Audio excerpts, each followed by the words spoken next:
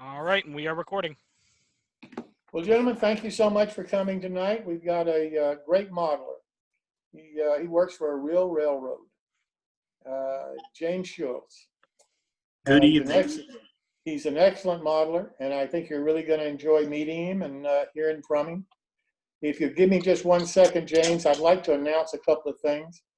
Dan Darney has decided that his September S&O scale show is going to go on as scheduled, and he's trying to get everybody who wants to come to make sure they've got tables and that kind of stuff. So if you're interested in his show, I would encourage you to contact Dan.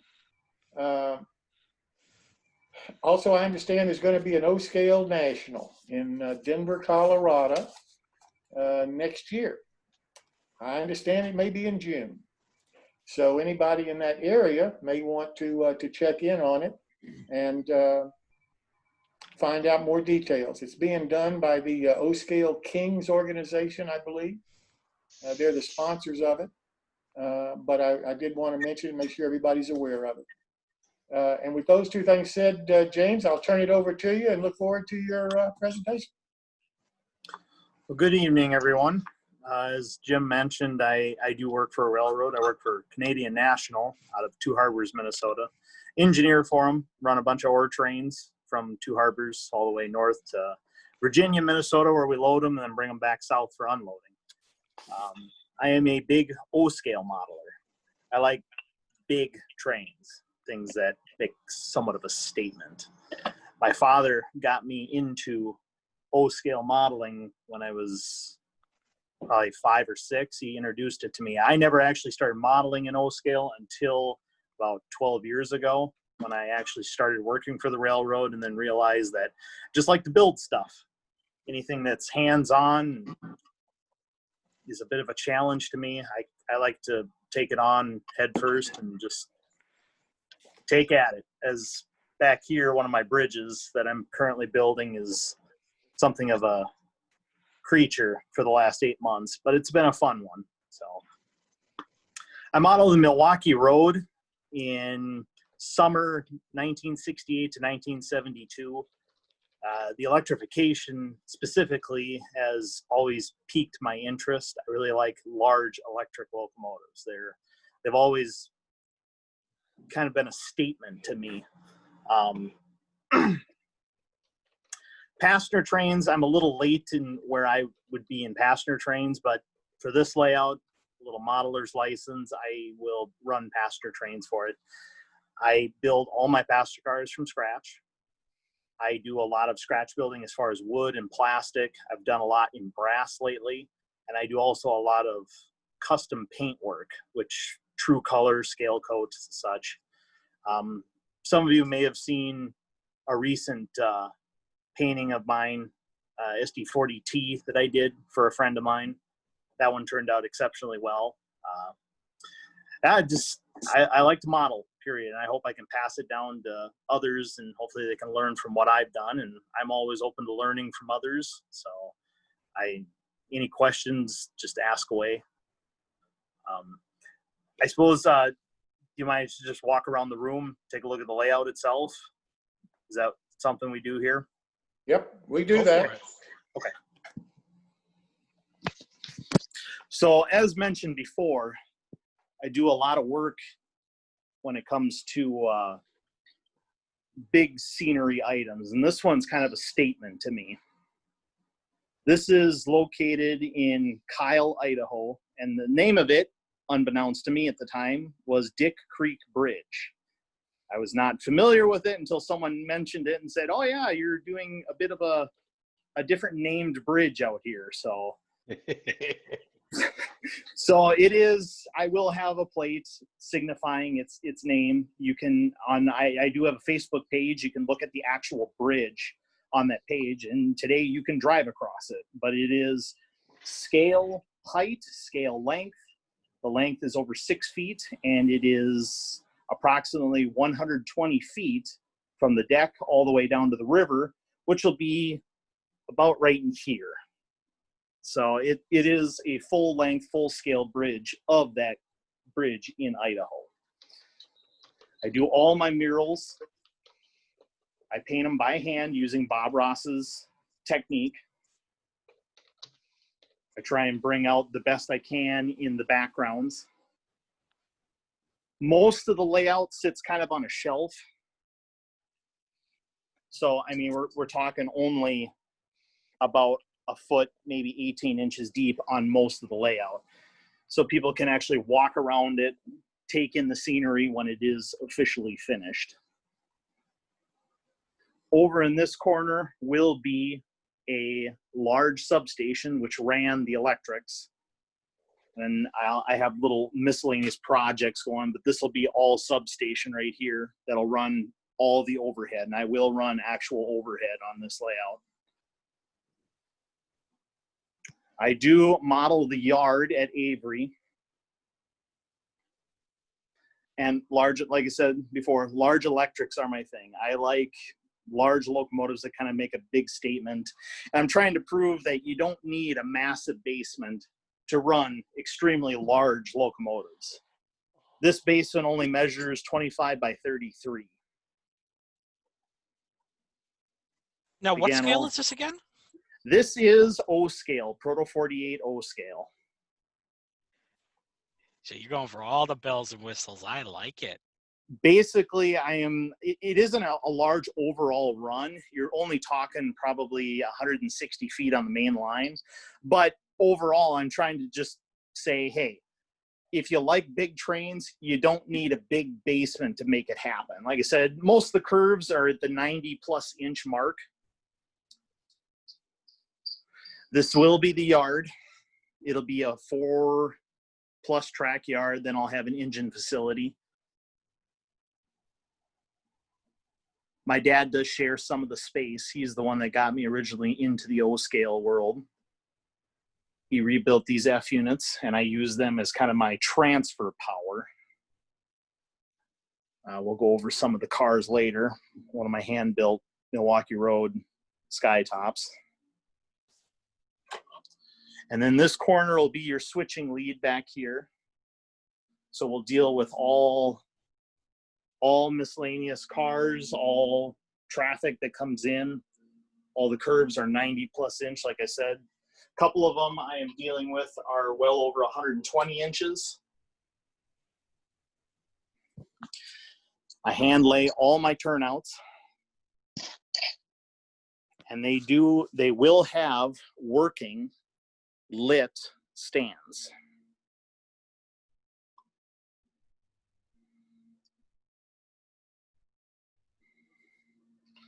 And then that goes back into the other room. So an overall length of about 160 feet on the main line. You'll have enough room in the yard itself to handle about 100 some cars. Locomotive changes will happen, as Avery was kind of an electric point. You would remove and add electrics. Any westbound trains coming into Avery, they would lose their electric for the gap between Avery and Othello. And then any eastbound trains would gain an electric to climb the hill, climb the mountain, basically, coming out of Avery. Scratch building, one of my big things here. I like to scratch build pretty much everything I do. All my electrics, a lot of them are modified. I like to do kits as such, wood kits. I really like to build up and detail wood kits. I'm a younger individual into building kits, which I find kind of an unusual thing because I don't find too many people that enjoy building anymore, which is something I'd like to change. I'd like to kind of show that, it doesn't take much to build a wood kit or something of that nature. Any questions for so far? Like I said, I'm new to this, so this is kind of I've never done a Zoom meeting before, so please bear with me. If you got questions, blurt them out.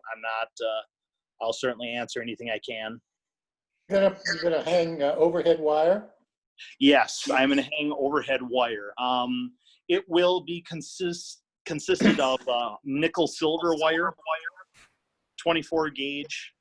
and then I will hang it via poles, which I have some pre-made poles here somewhere.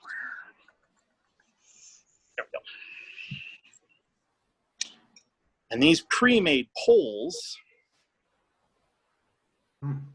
you basically you run your bottom wire, and then you run the top wire to keep the tension on the wire.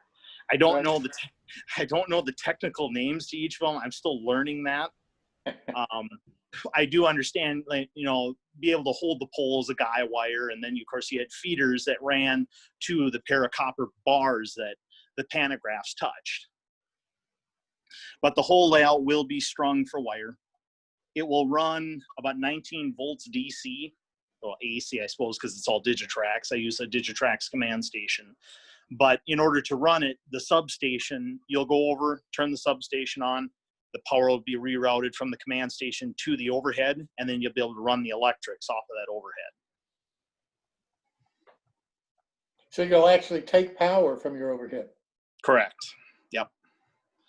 You'll, just like the real thing, I will have a feeder wire that runs to every pole, and then it will feed the wire from that feeder wire. Right.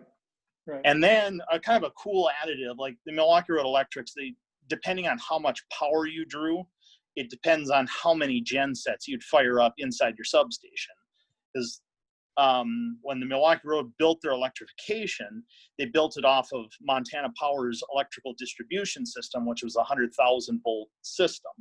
Well, in order to get the 3,000, 3,400 volts DC, they needed to convert that 100,000 AC to 3,000 AC, run gen sets, which had a pair of 1,500 volt DC generators on each end, and they would produce the power needed to run the trains. And Avery or East Portal was a larger substation and required 3 gen sets because you were dealing with a mountain grade on both sides of East Portal, coming out of Avery and then coming up out of St. Regis. You had trains that could be pulling both ends, which was a lot of power. Are those substations the big brick buildings I've seen a few pictures of on Milwaukee Road? Yes, there were a total of 18 of them built. They were plotted 22, but 4 of them were never built due to the gap between Avery, Idaho, and Othello, Washington. There was no electrification, but 18 of them were built, and East Portal was the largest, as it held 3 gen sets. And that whole structure I have planned probably in the next couple of years to start building. It'll probably take me just as long to build that as I am building this bridge. Are any of them still standing? Yes, there are a few of them. I believe 8 still stand. The closest one would be at Loweth, Montana. It'd be substation number 2. And it is actually viewable from the road. It's only about maybe 200 yards off the road.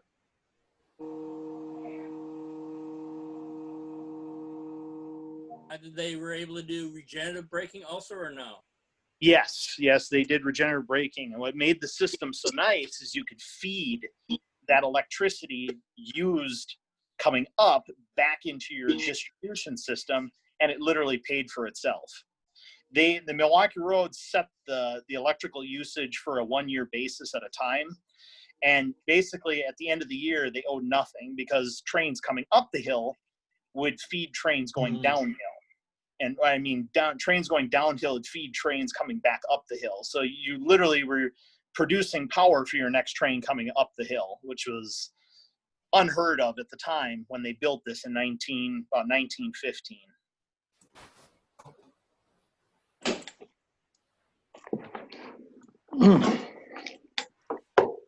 Now, you're saying that this is a changing area where you're adding electrics onto, I'm assuming, diesel electrics or steam?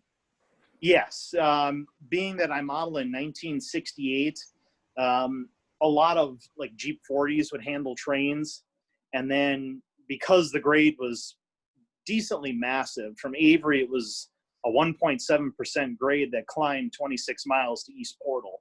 So, and it was constant. There is almost no variation in how it went up or down. It was almost straight 1.7% all the way up. So an electric was added at Avery, either head end or mid train to assist them up these hills.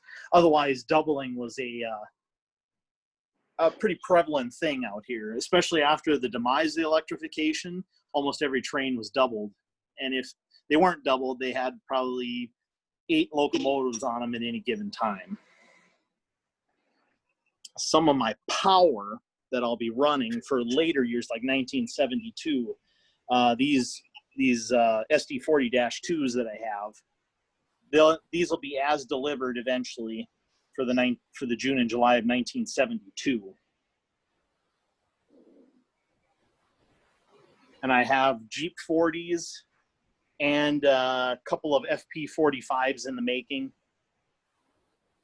I also run Jeep 9s, Jeep 38s, and I'll only keep about a total of about 10 to 11, maybe 12 locomotives on the layout at any time. And then when eras change, I'll just change out locomotives to match that era.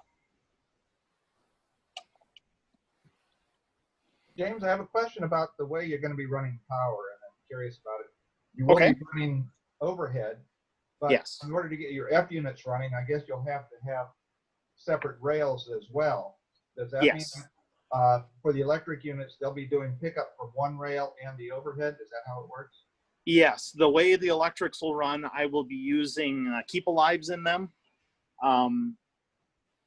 Because I understand in the modeling world, you know, you don't have a pantograph putting thousands of pounds of PSI against a wire and giving you 3,000 plus volts of electricity to hold it there.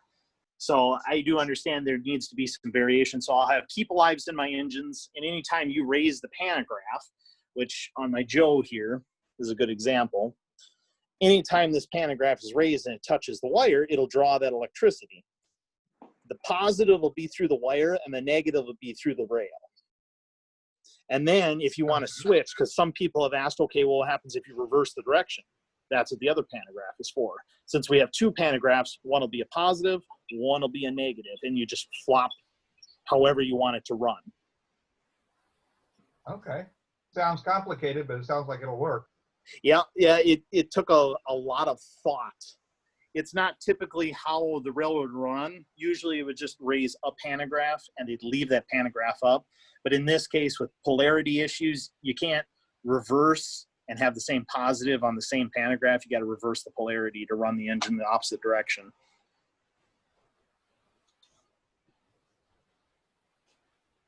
I thought you said you had you were running on Digitrax. So wouldn't Correct.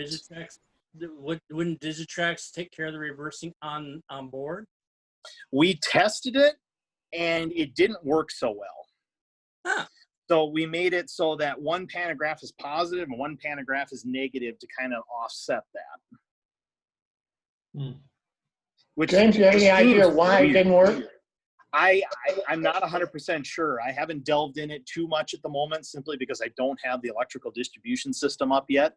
But we were a little flabbergasted by it, because the friend that was working with me on this, he's a master electrician, and he couldn't figure it out either. So it's going to take a little more effort to see why it did what it did, but we'll eventually get to that. And maybe, like you said, with the DCC, maybe we can figure out a way to get it to work better. Yeah, but it shouldn't matter. If my understanding of the electrical systems are correct, and I may be wrong, that positive and negative, when you change it at the track, when you change the direction, the polarity changes at your source, or it should anyway. It might not work necessarily the same way with DCC. But that doesn't make sense. You shouldn't have had that issue to begin with, from the sound of it. Yeah. Well, Digitrax usually has its own separate reversing module. At least in my setup, it does. And I could see how possibly when you're running 2 rails, it would be easy to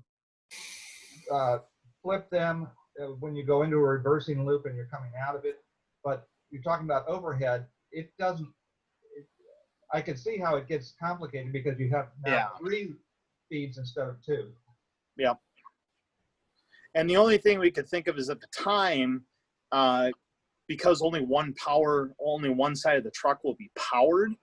That was the only reason we could think, okay, maybe we need to, but we're going to have to delve into it more because like I said, I'm probably roughly 2 years out from having the electrical up, and that'll be a lot of kind of R&D to figure out what's going on. I imagine you're not the first that's looked into this. No, in fact, I'm working with a couple of people that run traction, and they're very well versed in how to put up all of the overhead trolley wire. So I will definitely be working with a lot of traction folks out there to see if I can get this running properly. I mean, the way I mean, this is the way I would do it. But I don't know. Do you have any like reversing sections on yours, or is it No, all... it is all. I don't have any Ys or any of that. It's all just one main line that goes in a loop. Oh, all right. I mean, just for what I would do is, define what your common rail is, whether it be the inside rail or the outside rail. Yep, and that'll be the outside rail here. Or yeah, I suppose this would be inside and then outside. So. And then have that one rail common to both the overhead and the 2 rail, with obviously the one being common, and then having the other side go to the overhead or the second rail. But, yeah, absolutely. Yeah, it'll definitely, and this is, I mean, real simple device that makes them run. Mm-hmm. And it pops it right up, and this will touch that wire. And this one, this box cab set is already wired to deal with overhead, but I have a switch inside that limits that.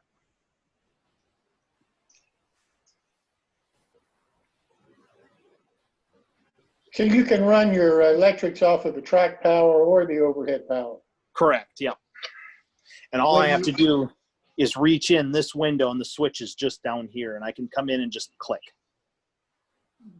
So you reverse it with the with your system when it's on rail power, right? Yep. But not when it's on a pantograph. Yeah, and using what we figure is using the pantograph, since it changes over to the positive being the pantograph and then the negative being in the rail. We have to change it over where one is positive, one is negative kind of deal, so we can switch polarities back and forth. Right. And what happens is when we switch polarities, this side, we'll just say for this side would be negative and the rail would be positive. This side would be positive and this one would be negative.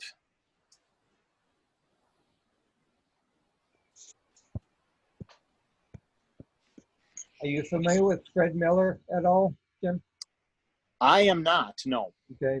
Fred is a master model railroader out of Charlotte, North Carolina, Okay. who is into traction, and he's expert with anything that's got to do with electronics. Okay. It might be a good resource for you. Absolutely. Let me get his name quick. That would be great. Grab a pen here. What was his name again? Fred Miller. Fred Miller. Yeah. Okay. James, as long as how would you contact him? Does he have a Facebook or? I don't know about Facebook. I'd give you an email address if I don't know that I want to put that, because Jim, you post these videos to the internet. Yeah, I don't think you ought to do it over this. Yeah. Okay. James, as long as you're taking resource possibilities, a friend of mine that lives in Seattle, Washington, named Rich Clark, has also built a big traction layout, and he does have a Facebook page. You can probably find him there and see if he has any assistance he could offer. Okay, perfect. Listen, if you want to send Fred's email to me, then I can forward it to James. Okay. That'd be perfect. Because anything will help out. You've got my email, right? Yes, sir. I do. Yeah, anything to help out in that area, because as far as electrical goes, it is we'll just say it's not my strongest suit. I love building, and I love electrics, but when it comes to electrical, it's like I know positive, I know negative, and 3,000 volts is a lot. So that's what I know. So I'm trying to understand how the electrical ran, and I've got a lot of resources as far as books go, but there's a lot of technical terms that I am unsure of. So The thing that goes on the whatchamacallit goes on the thingamabob and does you know what. You got it. Pretty much my extent. So, and that's definitely something, like I said, if I can talk to one of these individuals and see if I can't get a little help in that area, that'd be fantastic. There is a YouTube channel, but the thing is, I don't know what their control system is, but Okay. it's a Midwestern traction modeler. It's Midwest Traction Modeler. It's a group that is out in the Midwest, but they have like HO scale modular layout, and also apparently the guy also has been coming across some of the collections of I'm trying to think that some of the back in the 70s there was a whole thing, there was different people would in model railroad they actually built these traction layouts. He actually has in his possession now the original layouts from those articles. Wow. Yeah, and he's trying to restore them back to functionality. Okay, that would be very helpful in this matter. Yeah, like I said, that electrical is definitely something I need to learn. I've done a lot of learning how to properly string it, but it's the whole, now you got to get it to properly juice up everything. Yes. As I said, friends of good electricians. Control system he has. There's a possibility he might be just using plain DC because some of the layouts he's dealing with are, ancient, way before DCC was even conceived of. Yep, exactly. Okay. James, where in the country is your portion of the Milwaukee Road running? It runs between East Portal, Montana, which is the Continental Divide, to Avery, Idaho, and it would be right in the Panhandle. And it's an area called a Dare Loop, and you can go out and ATV the whole thing, which is I do right.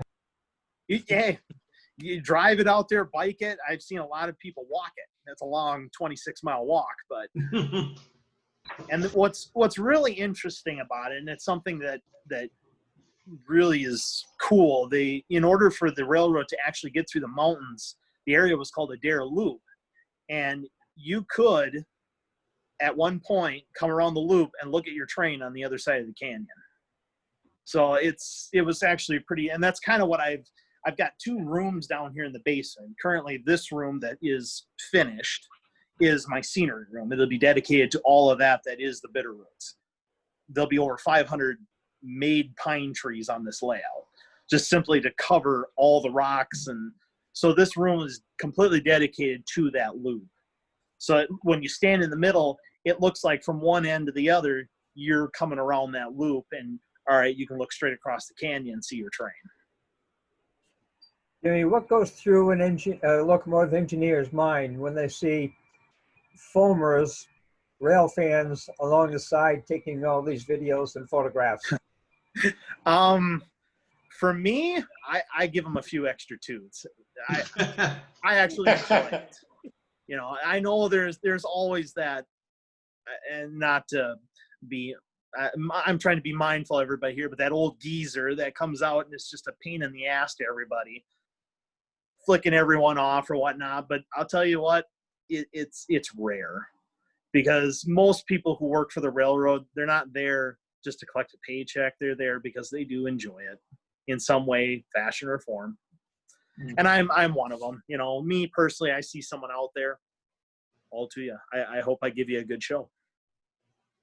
So, and if anyone comes up here and you're out here in Two Harbors or Virginia and you see an ore train go by and I give you a whistle, you'll know who it is. So it's kind of my calling card. Where's the territory that you're usually running through? I'm sorry, what was that? Where's the territory that you're usually running in? I am running between Two Harbors, Minnesota, on what they call the Iron Range subdivision, and it runs up about 80 miles to Virginia, Minnesota, where our mines are. We service 3 mines: Mintac, Minorca, and Fairlane. Mintac being the second largest open pit mine in the world. It's massive. I mean, you look at it you can't miss it. You look up Virginia, Minnesota, and you see this unearthed giant hole in the ground. That's Mintac. So it's about 30 miles long, about 10 miles wide, and we deal with about 5 trains a day out of it. Wow. Each train is 145 cars weighing in at about 16,000 tons. So they're really, really heavy. Do you have much of a grade to deal with those trains? We do. We have one of the largest grades here in the Midwest is the 3% Two Harbors grade. Ooh. It's a nasty grade for a train, and we got a maximum speed of 20 mile an hour down it.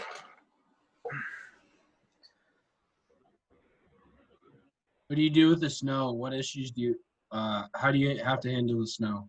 Oh, snow. It just became summer up here. About a month ago, we still had 30 degrees at night. Yeah. So, it brings back some memories. But we have a system on the train called straight air. And basically what it does, instead of a brake pipe, which already holds air in it, straight air runs air directly from the locomotive through the cars, and it acts like a secondary braking system for us. So we can actually turn the straight air on miles in advance, start warming things up. And when the time comes that we actually need our automatic brake, it's there, even in 2 feet of snow. Hmm. Which is, like I said, it was only designed for the DM&IR, the Duluth-Mesabi and Iron Range. They are the only ones to use it. Very, very, very handy system, and every train should have it as far as I'm concerned. Why don't the other ones have it? Length issues. It takes a long time for the air to build up sometimes, especially when you're dealing with like 30 below zero.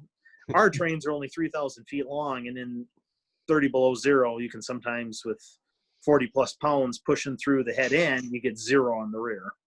Mhm. And I'm assuming that would be mostly the issue with the straight air system on bigger trains, since CN is famous for their 10,000 plus foot massive auto rack trains. So you're usually empties, upgrade, and loaded down? Correct. Yep. We Would got it work unlucky. the other way around? How short would the trains have to be going up the grade? Well, we can still run them at 145 cars. It's with the 3 engines, we climb the grade at 20 miles an hour. It seems heavy, but we get up the grade. It's the coming down part that people are afraid of, and I actually find it kind of a challenge. It's kind of fun. Mhm. So it keeps me, we'll just say it keeps you on your toes and puts a little Hershey in your seat and reminds you of how fragile you truly are when it comes to railroading. Yeah, going uphill, the worst that's going to happen is you're going to come to a stop. Yep, that's about it. You come to a Going- stop. Going downhill? Downhill, the worst that's going to happen is you're not going to come to a stop. Yeah. The worst that happens is you do come to a stop later. Later, when you hit the lake. Yep, absolutely. Maybe yes. saying that where you work at, maybe you should suggest that they should electrify the thing, so all that going downhill will make electricity for them. It would be fantastic if they did. I certainly would not be against it. Unfortunately, it's the startup cost that kills that idea. I believe when the Milwaukee Road put in their electrification, which is 654 route miles in 1915, it cost them roughly $100 million, which if you translate to today's money is somewhere between 6 and 8 billion. Hmm. Wow. So it is an extreme cost at first. I mean, yeah, 75 miles, what we run, it would probably run the CN, and using today's technology and knowing how expensive copper wire is, it can run probably closer to $1 billion. But back in the day, it made sense because steam engines don't work real well at 40 below. No, they don't. And that is one of the reasons why they decided to electrify as soon Right. as they built their Transcon beginning in 1906 and finished it by 1909. And 6 years later had already finished their electrification.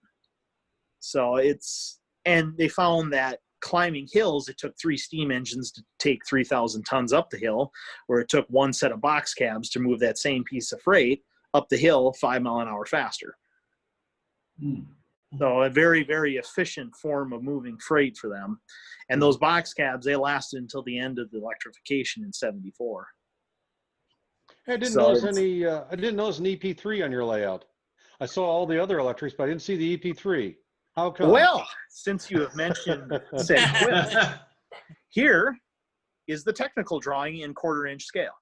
Awesome. So here's the technical drawing. I had this blown up in a company here in town, and I had them blow it up to 1/4 inch. And sitting in the back here is my scratch built or coming along EP3. Nice. So I will bring it out. Now, this was approximately, I started this about a year ago. And what I've done here is I followed the plans to a T using all laminated styrene. I took evergreen sheets and I laminated 2 sheets of, I believe this is 40,000 styrene. I don't know how well I can get in here with this.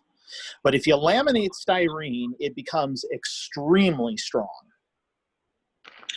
So if you can take, if you're looking for, like, you need a 40,000ths piece, take 2 20,000ths, laminate them together, and it basically strengthens it 10 times. It's pretty amazing. And this car body I've had together for about a year now, and there's no warpage, nothing.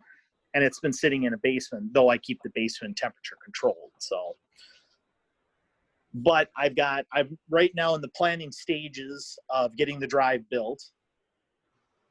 I do have drivers, and then all of a sudden Sunset Models came out and said, well, how would you like an EP3 to run your Hiawatha that you've all bought? Of course. Of course. Well, at least you hadn't finished it. Yeah. So that's where I'm going to be getting my drivers at. That actually narrows my search right there, because Scott Mann at Sunset is able to hand us over some of the drivers. So I can go ahead, have them proto 48'd, have the drive made for this locomotive, and I have an extra EP3. The EP3s are actually one of my favorite electrics out of all of them, and I'm glad you mentioned it. Ditto. They were not exactly a success story either, and I've done a lot of research into them. And I've actually, the Sunset model that he is producing, I gave pretty much every bit of information on that locomotive to him so he can properly match the locomotive as he builds it. So if you're wondering if the information for that engine is correct, it is absolutely 100% correct. So I'm going to make sure of it. And you're laminating your styrene. You just Yes, sir. 2 sheets and smear some light plastruct or something on it and plant them together? Yes, I use CA mostly. I have the little green bottles of Zap-A-Gap here, and I just smear it on. I put a glove on, put a little, and then just smear it on the one side, laminate it, and then you're able to cut out any and all shapes that you need. And that's big.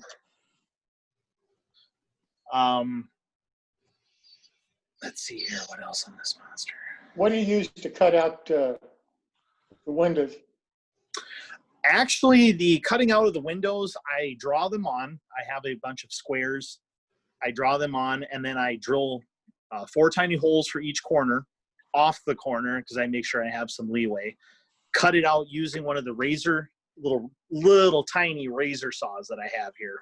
It's got little teeth on it. I go in, just start slicing away at it, and then I take files and file them square. Gotcha.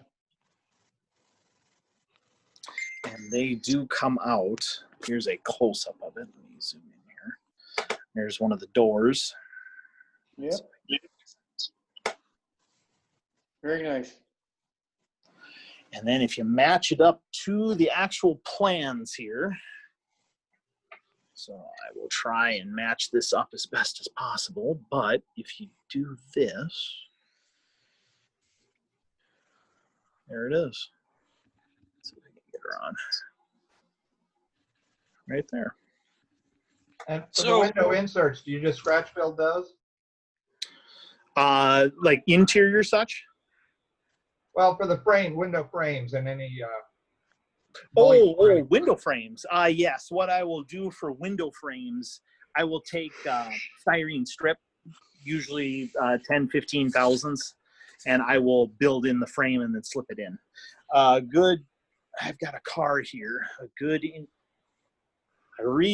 built a piece of MAU equipment for this last Chicago show. And I did that exact method of building the frames on the windows. I'll bring it over.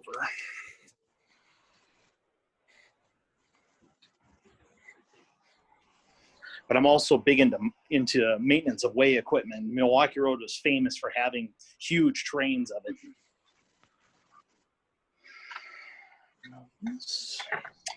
So what I did here, get this here.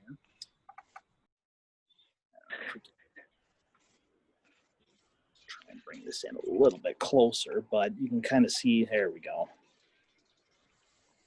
And see how I built That's that nice. framing in there. Yeah, very nice. And I did that for all the windows, all the framing. And how I did it was, again, I just took those strip styrene, I laid in the inside frame, and then I placed the window, and then the outside frame to hold the window in. So there's no glue holding the window in. That way it doesn't fog up. Yeah, the AP guys will still tell you got too many glue marks. Yeah, this is true. There's always that one. But this one was a tool car that Milwaukee Road converted out of one of their older USRA cars. And this car exactly you'll find in the Milwaukee Road's Freight and Color Guide. Back in the MAU section, this exact car is in there. But it's got a fully detailed underbody.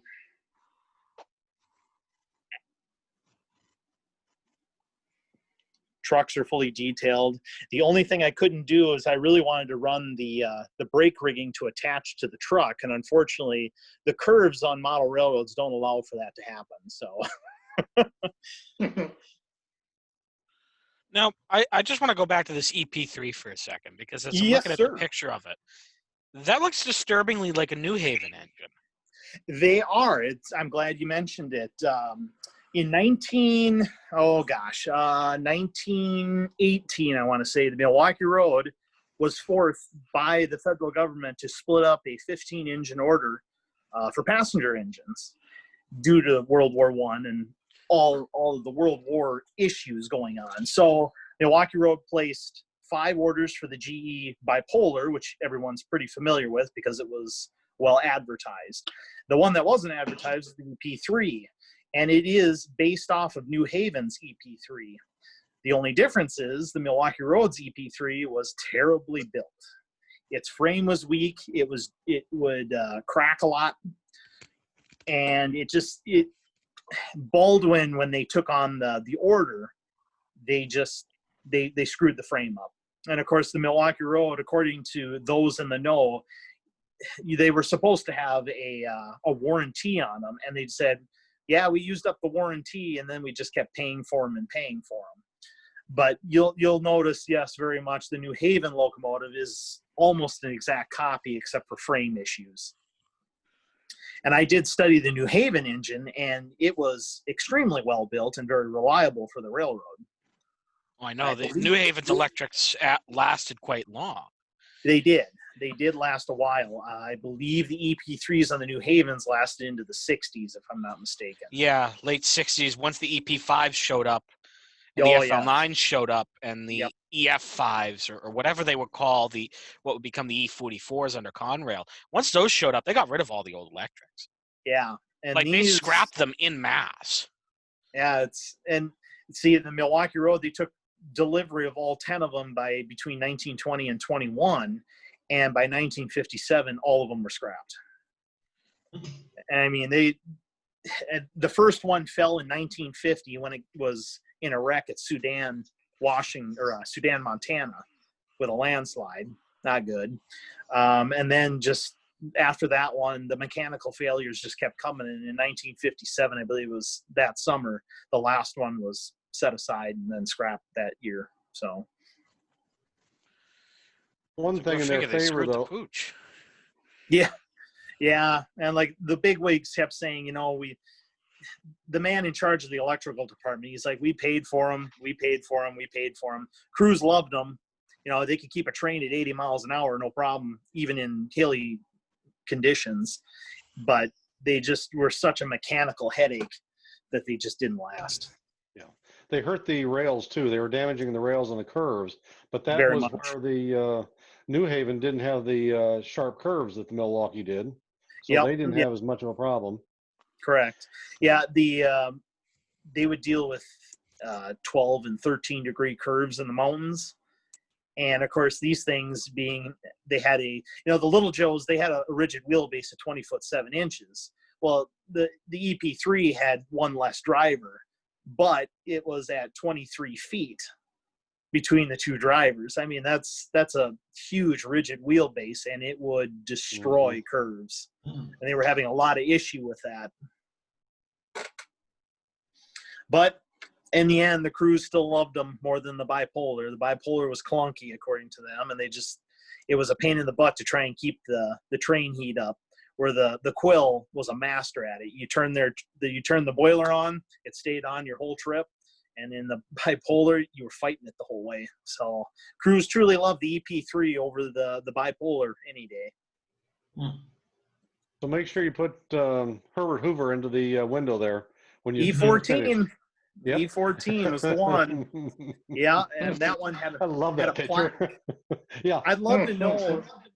I would love to know if that plaque still survived, because that engine was scrapped in '54. I want to say, and it. I don't know if the plaque survived or not. But if it did, it had to be the same individual that hopefully saved that. So that Either that or the same group of individuals, who knows? Or the same group. So I'm hoping somewhere out there, the same guy, and the guy took a picture of him removing that off the scrapyard. So I'm hoping the same guy or same group, like you said, saved the plaque off of E14, and it's just in someone's collection. Yeah, he was still alive, so I'm wondering if maybe he had it in his artifacts when he passed. He could have. And it would be, like I said, it's unfortunate because the EP3 along with the steeple cab are the only electrics that never made it. So there's a bipolar, there's a Little Joe, and there's 3 box cabs. But the steeple cab and the EP3, the Quill, they were never saved. So unfortunately, I get the box cabs. I can drool all over them here in Duluth, Minnesota. So I hate you. Nothing personal, I do quite constantly. It happens quite a bit. I'll find myself down there, and it's like, yeah, I could have run these. It would have been cool. So. And Herbert actually controlled locomotive. I'm sorry, that came up real broke up. What'd you say? Actually a bit I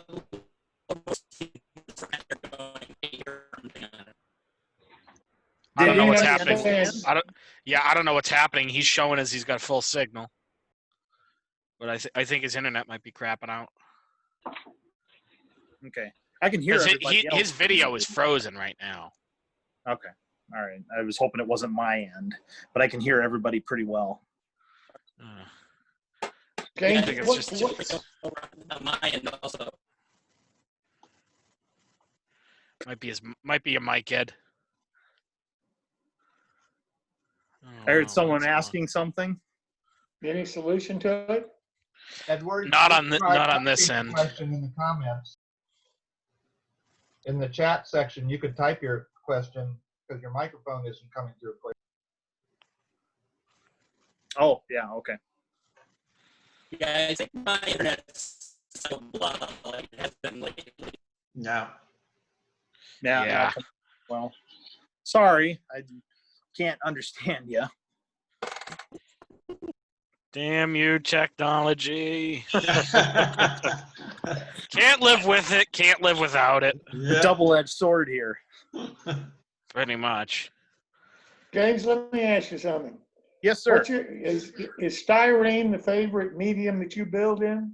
It is my favorite medium. I learned to use it from my father. He built all his passenger cars from scratch. So I started learning about it.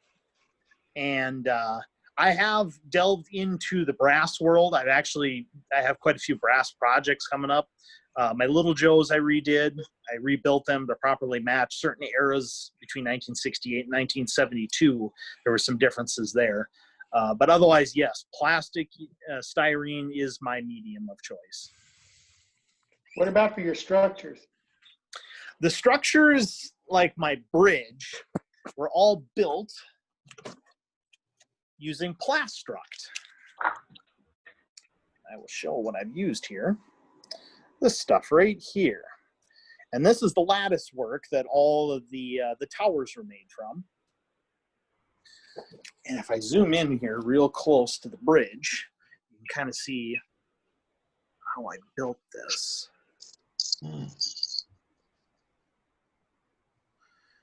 All of that, the outside is C-channel. This is 1/2 inch. Then I came in and put the 1/2 inch lattice work in here, right here. And I just basically glued these together using MEK. And that MEK basically acts like a welder. It melts the plastic. And of course, when it's dry, the two plastics come together and they're literally one piece. And then I go over and then I place these plates on here, the gusset plates, if you want to call them. And then I put the rivet detail on the plates. But this bridge, I've got it, if I did the math correctly, this bridge will handle almost 125 pounds. Jeez. So it will handle an extreme amount, but that's, I would rather it handle a lot, as the locomotives that'll run across it at any given point, they'll probably be close to 20 pounds on the bridge at any given point. Yeah. So I had to make sure that it was well built and could sustain that weight. So, but I have put, after I got this built, I did put on almost 50 pounds across the bridge and it didn't even creak. So it is extremely well built. It took me the better part of 6 months to do all the design work. And then the last 8 months, starting in about November, I started building it. And I'm finally to the point where it is now a permanent structure. But one of the newer technologies, I did all the drawings for the piers, and these are 3D printed. So the piers are 3D printed, and you can see I've mechanically attached them to the base. So basically you undo those 6 screws, and this whole thing will come apart. Then up here, the decking on these bridges was actually a concrete trough. And you can kind of see it looks like poured concrete.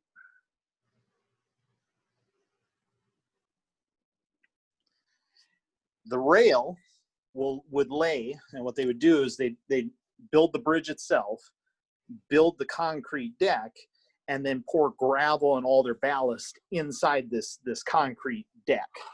And then they just lay the rail right on top of it. What would What'd you the use point for your be for that, concrete though? deck?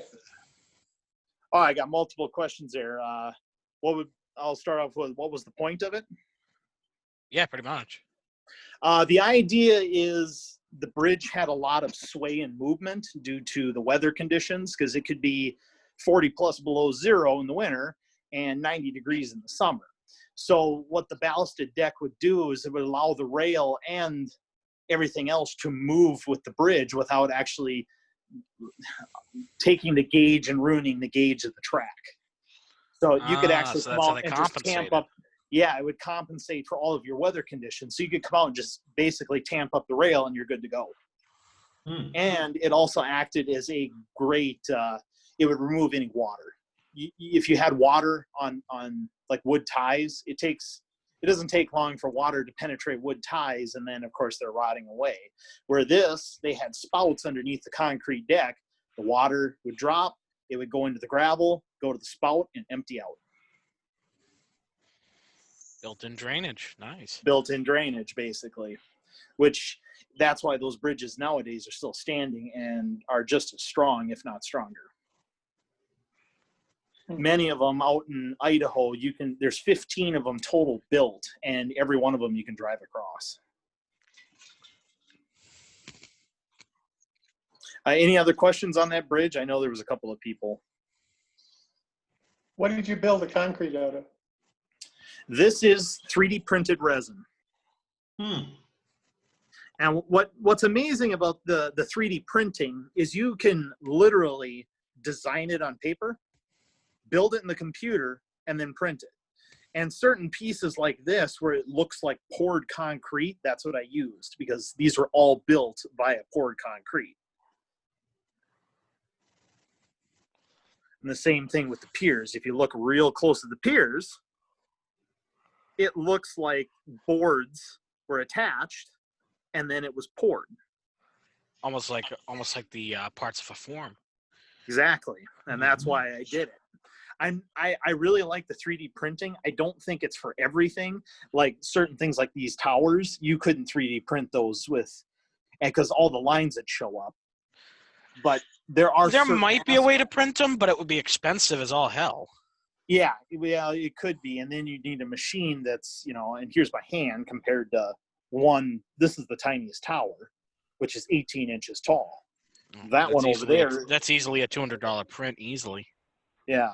And this one over here, that's almost 3 feet from tip to tip. Removable piers where you can remove the screws and lift the whole bridge out. Will Correct. you be able to once it's scenic? Yes, you can just break up the scenery around it, unscrew, and go.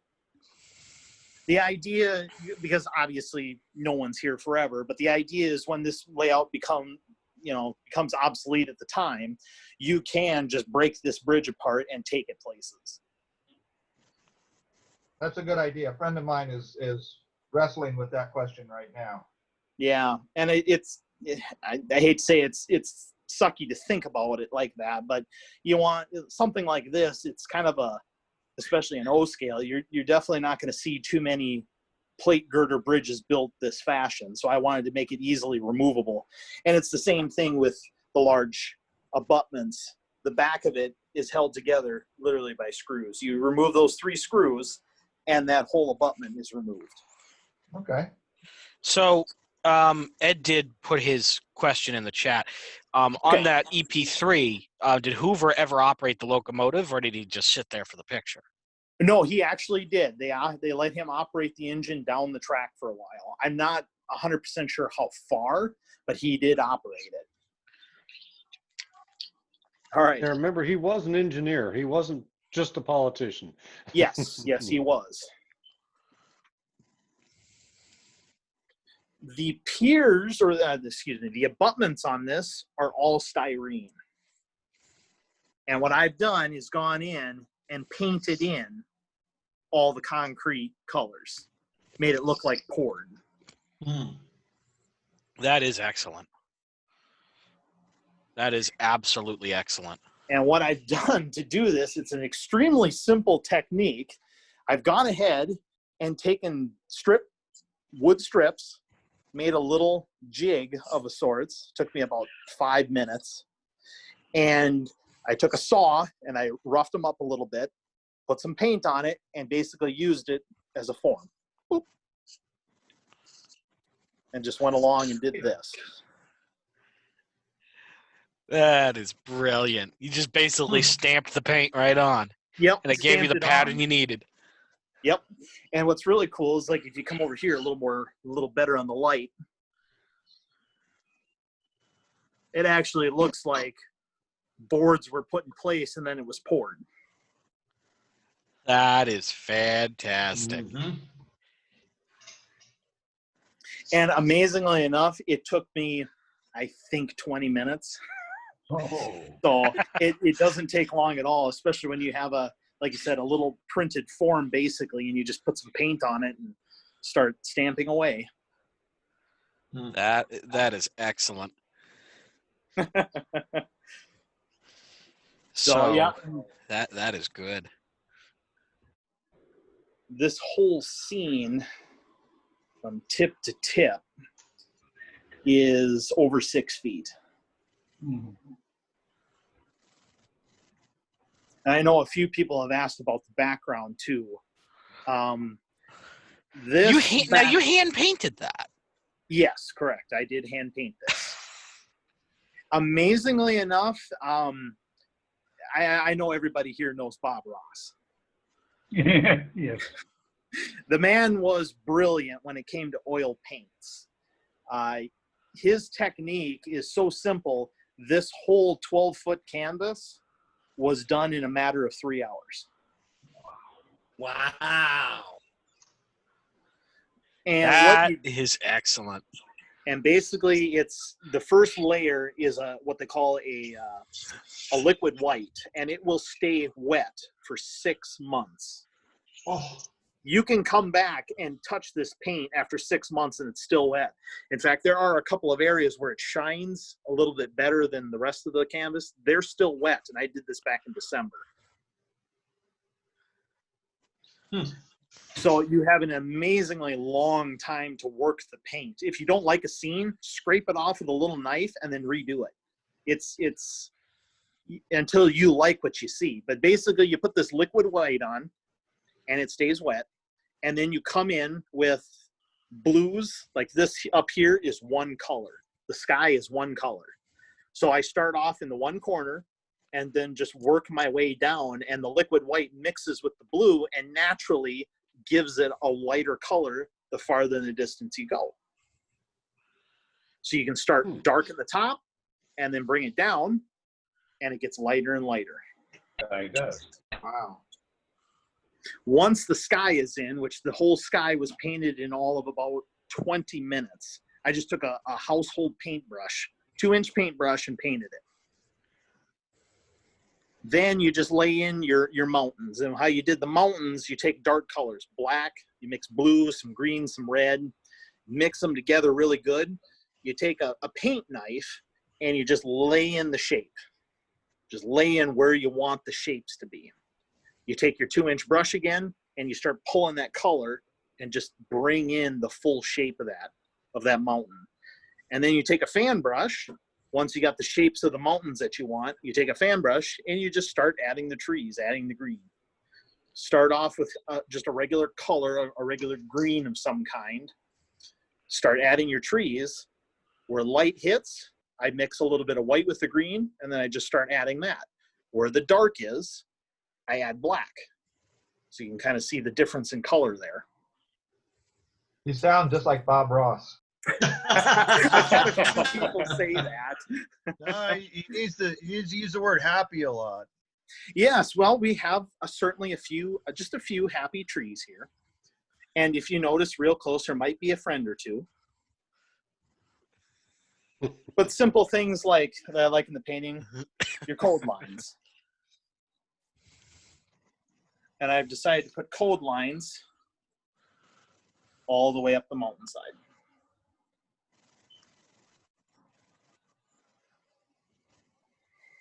Was this your first time working with oils? Yes, I'm not gonna lie. I actually did not start painting in paints until 2 years ago.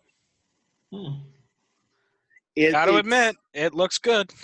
Yeah, his technique, 100% I'd recommend it to anybody, because if you watch his videos, and he's got a whole YouTube channel dedicated to it. His family put one up in his dedication. Every single episode is on that channel. You can watch him from 1978 all the way up to 93 when he passed away. And I've watched, I think, pretty much every single one. You know, we got a lot of cab rides on the railroad. You could probably imagine what I was doing in those cab rides. So I'd certainly watch every one of his videos and be like, oh, okay, I like that technique. I'll jot that down when I get home, or I'll jot it right there. And that way it's, you know, ingrained in me. And then if I need like some research on it, I just go back, check that video and be like, that's how he did it. And I just add it into the painting. So I could take little tidbits of every painting that he did and incorporate it into this one painting. The one thing he never really did was something like this. He would do massive mountain scenes, but as far as tree-covered mountains, like the Bitterroots, it's all mountains, but they're all pine trees. Every single one of them is just covered in pine trees. So there weren't too many of his scenes like that, but there are a few videos that showed, okay, if you want massive amount of pines, just take a fan brush and do this. Oh, all right. So I just took a fan brush and started stippling the board, and in an hour I had one mountain complete. So note to self, watch Bob Ross. Watch Bob Ross. I highly recommend it, especially Southwest scenes. He does a lot of those. So I would definitely, anybody that models the Southwest, Southern Pacific, your dual gauge railroads, any of those kinds of railroads out there, a lot of these Southwest scenes he does. He also does really big mountainous scenes. So if you're dealing with mountains like Colorado, where you've got mountains way in the background with snow peaks on them, lots of those. Great reference material. He also does quite a few videos near lakes and oceans. He does a few on prairies. So if you're doing a Nebraska or a Kansas road, you know, prairie scenes are actually extremely simple. So definitely, and I know that we probably have pretty much every model under the sun here. So it's definitely Bob Ross is a good go-to for background paintings. What about fall scenes? Fall scenes. Yes, Yeah, he fall does scenes quite a that few of those. Fall scenes for over here, this one is more like a spring scene, but you can see how I did these trees. I added a green, and I'll come in real close, and then you can kind of see the lighter green I added to kind of bring out the color of spring.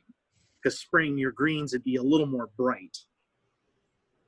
But to simply make these more of a fall time, you just add a little bit of touches of orange and red and yellow, and you can easily bring this out as fall, and the same with bushes.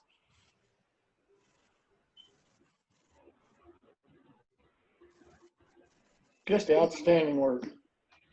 Mm-hmm. It looks fantastic on a small cell phone screen. Yeah, I've had more than a few people come over and go, you know, that picture you took does not give it justice. But you can, I mean, I love the Bitterroot area. Just, there really wasn't a lot of snow-capped peaks, more just a bunch of trees, which is why I chose the area and why I'm modeling it.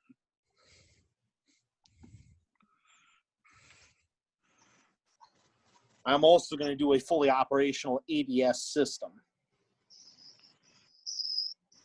So all signals on the layout will run.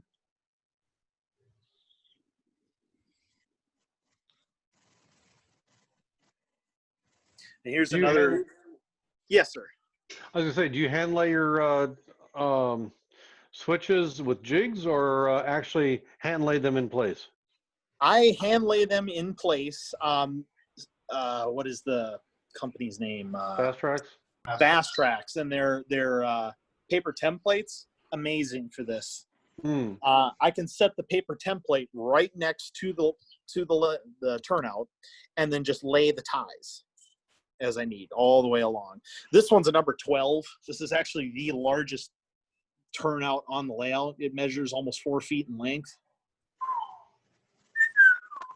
But yeah, the smallest turnout I'll have on the layout is a number 6, and that is dedicated to the yard. The main line is all 12, 10, and 8. But all the detail.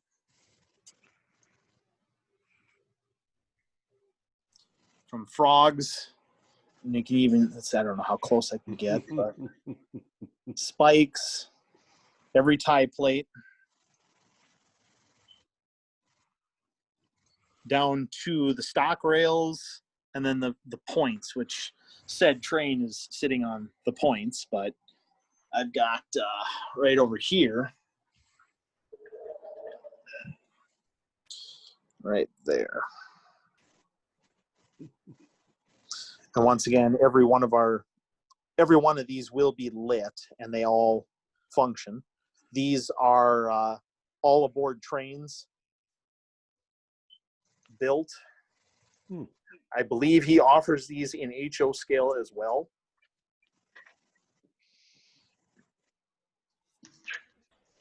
How difficult were they to install? Oh, what was that? I'm sorry. How difficult were they to install? They actually were not all that difficult. I've got this little copper piece here I use as the rod connecting your points. And then it's just a simple piece of wire right here. Little hole drilled, little wire that leads to the stand, and then you just spike it in place.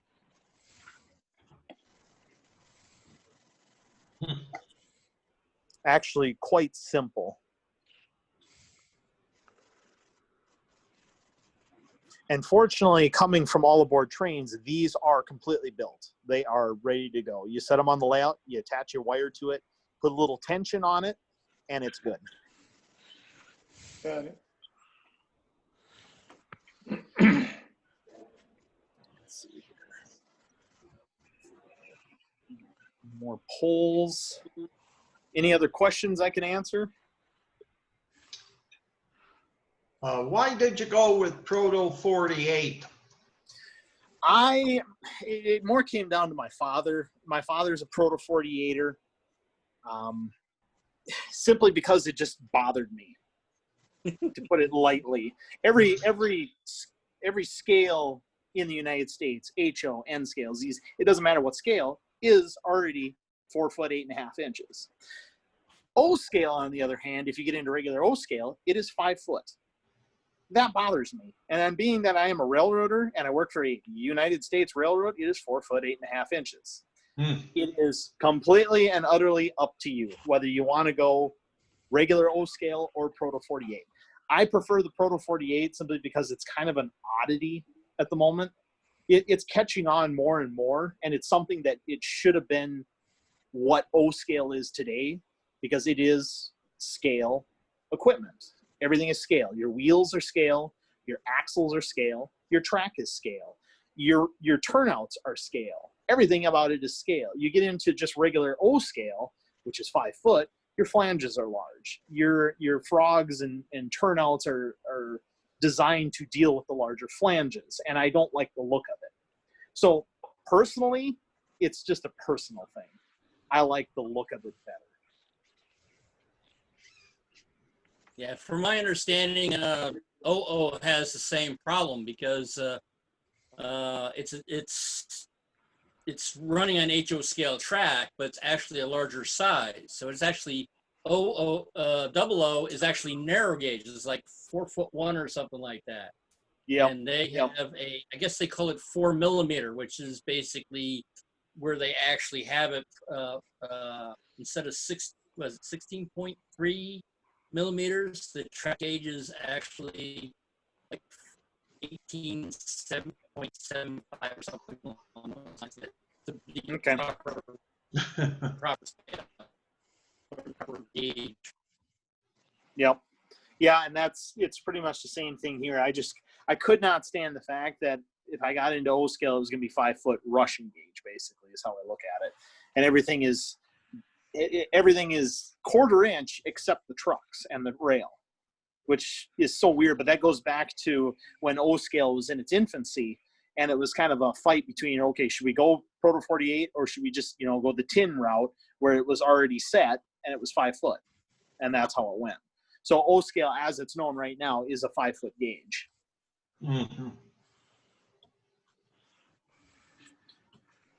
So to convert to P48, you have to change the wheels on everything, right? Correct. Yes. Yep. And we do have commercially available trucks, which on this car, amazingly enough, and I believe Northwest Shortline is still active now. This one is this is a set of Athearn trucks, which cost you all of $5, and then the wheel sets simply drop in, and they were $10. So for $15, you have an Atlas car that is Proto 48. Mm-hmm. Now you can go the more expensive route, and you can go with something like this. We have ourselves here another Atlas car, but this time we went with a company called Yoder. I'm sure a few of you have heard of the name Yoder. Yes. He makes O-scale trucks, O-scale cars, and these are Proto 48 trucks. Now these they're a little more expensive. I believe they are $45 a pair. Ooh. But they are roller bearing, even though it is a friction bearing style truck. All of them, well, I should say they're ball bearing, excuse me. And they roll extremely nice. You can literally set this around. If I let it go down grade, it'll just continue to go. So you could actually kick cars with this. And this car alone weighs in at probably almost 2 pounds. So it'll easily float down the track. Then you have your other option, which right here, my father is a machinist, and I am learning the trade right now. These are kind of a Japanese one-off truck that I bought at a show, but they were under this type of high cube box car, and he bought a lot of wheels from the company Right Away. I'm sure Jay Criswell's Right Away. And he turns the axles and then slides the new wheel on, insulated both sides.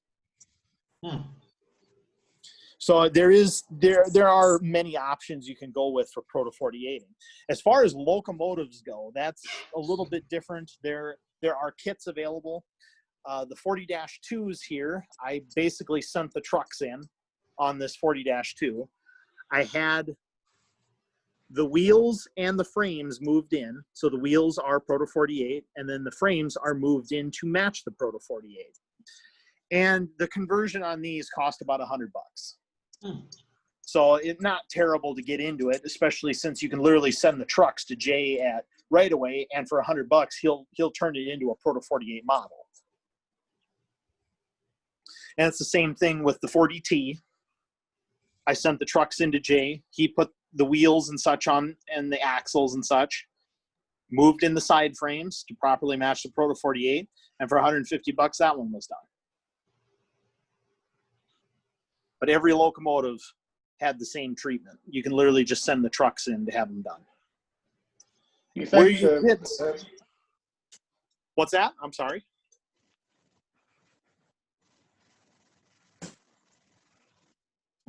I believe someone was trying to ask Yeah, a I think question. it was Jim. Yeah. Do you think the Proto 48 runs better than the standard O? No, not necessarily. It depends on how much you want to put into it. Like the 40-2s I was just showing you, they're Overland models. It's a straight stock Overland drive in them. Amazingly enough, the old Overland models actually had a good drive in them, so that's why I kept it. So literally all that was wheel changes. But if you're talking like electrics, let's say, where there is no such thing as a Proto 48, this guy, on the other hand, is a one-off. This has a completely rebuilt custom drive in it, using coreless motors, a gear head, brand new drives from end to end. This thing runs fantastic. You would never get that out of an Overland model.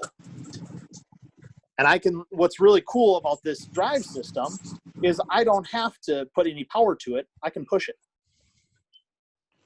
And all the wheels turn because it is 2 worm gears in the gearbox.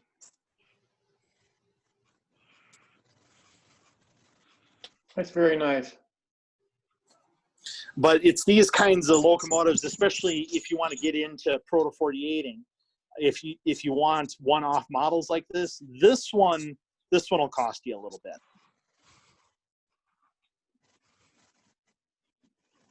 What size rail do you use, James?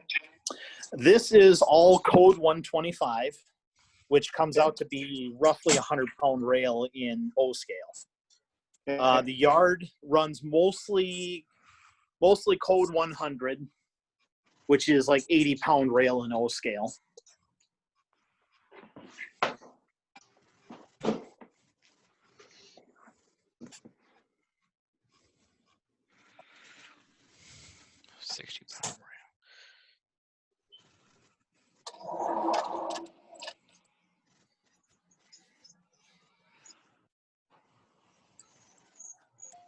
Any other questions I can answer, or I can show off a few other things if people are interested. Why did the Milwaukee Road decide to de-electrify?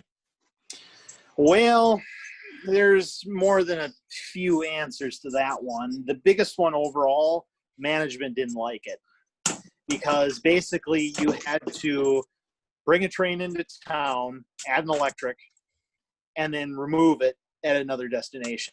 And they'd rather you just switch crews and keep the train moving. Was it a smart move? No, because after 1974, I believe it was in 1975, the oil embargo hit.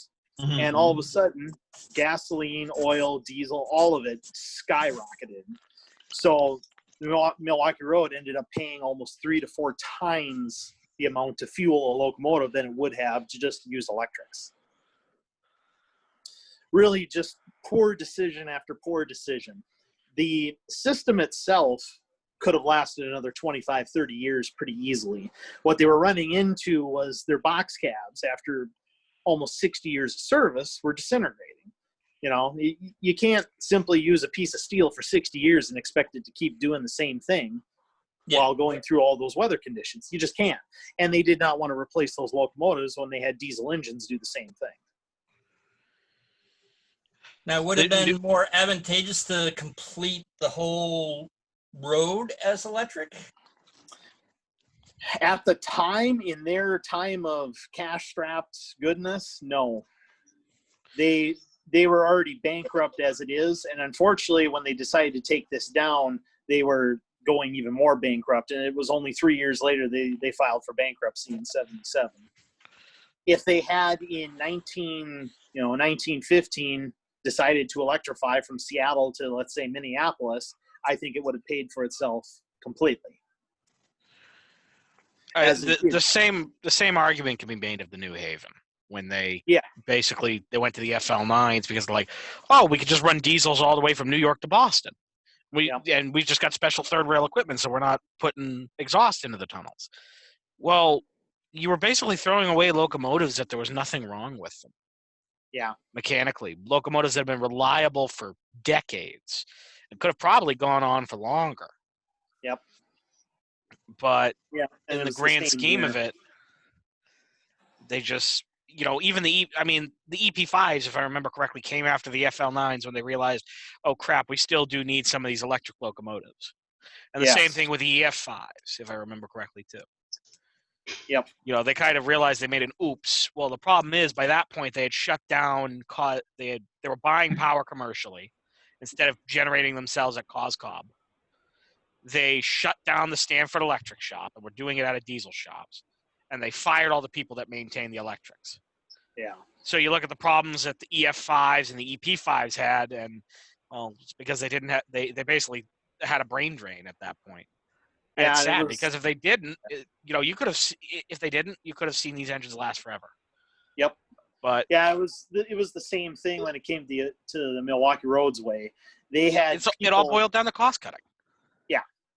Yeah, they had people that were dedicated to electrics. They had no idea how a diesel engine worked. Well, when you had electric break down, the Milwaukee Road decided, well, we'll just send it to our Milwaukee Road shops in Milwaukee, Wisconsin, and they'll fix it. Well, bipolars, after they got rebuilt in the 50s, they came back with electrical problems because, you know, you had people that worked on diesel electrics that have never worked on an electric locomotive in their life come back out to the mountains, and they only last 5 years more before they're all scrapped because they screwed them up so badly that not even the electrical people who worked on them could fix them. And it was stories like that. It's like you could have kept the electrics going, saved yourself a bunch of money, but they just didn't want to replace these engines that were aging, and they didn't want to spend, you know, the probably $5 million at the time to re-equip the whole fleet, which in the end actually didn't save them. They spent more money because of the embargo on fuel. Go figure. Yeah. Thank you, geopolitics, for finding a way to screw over another American company. Yeah. This one holds dear to my heart. So every time I see pictures of the abandoned right-of-way, it's kind of like, so.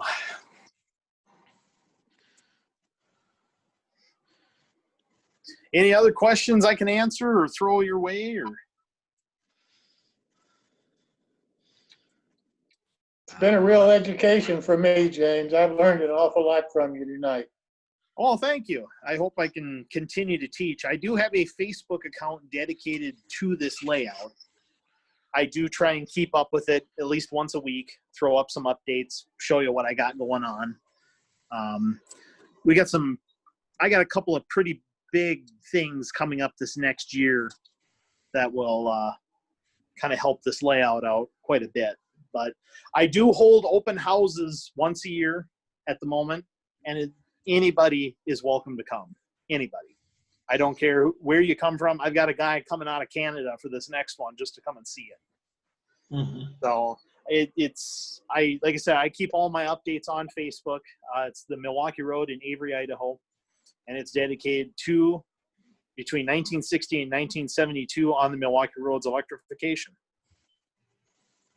So please join in, and I'll keep everybody updated how this thing comes along. It's been in the making for, I want to say, the better part of 4 years. So, and I've got, once I get this bridge finished, then I'm going to order a pretty good chunk of trees to try and help give it some life out here, because it looks like a brown desert with a bunch of rocks. So. Well, James, I hope you'll come back sometime in the future and share what your new modeling has done for you. Absolutely. I'd love to. Anytime I can help somebody out, or just give me a jingle, I can certainly walk you through some stuff. I'm open to learning. I hope everyone else will learn a little bit from me, and it's kind of just having fun. That's what the hobby's all about, James. Yeah, that's what it's about. Thank you so very much. I hope you enjoyed it tonight. And for your first time on Zoom, I think you did an outstanding job. Mm-hmm. Well, thank you. Thank you all. I appreciate the opportunity to do this, because it's for a first time, heck, I'll give myself a B. Did a great job. All right. Absolutely. Yep. You did better than my phone did. So listen, Thanks. guys, next Saturday, we've got another guy that's going to do an outstanding job, Jim Gore. Jim is an MMR, and he builds some outstanding models. I mean, just unbelievable stuff in a medium that I think is going to be new to some of you. He builds in card. And if you look at some of his structures and some of the models that he makes, I'll put them up against anybody's $500 kit any day in the week. It is just absolutely unbelievable what he does. So I'm looking forward to him. I hope you will too. And he'll join us Saturday. So I hope you'll find some time to come back, and hope you enjoyed tonight. And thank you so very much. Thank you. Man.